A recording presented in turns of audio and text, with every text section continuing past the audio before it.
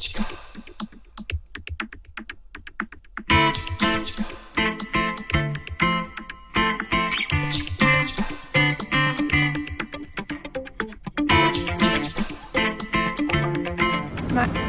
Nej. Nej. Nej. Nej.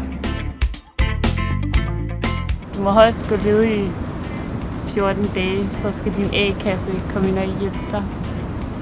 Er det ikke den karantæne, man får, efter man i givet fald er, holdt op herinde? Nej, det er ikke noget, man får 3 måneders karantæne eller sådan noget? Det er lidt den A-kassemæssige pendant til 24-årsreglen. Man kan komme ind i A-kassen senest 14 dage efter man er færdig med sit studie. Ja.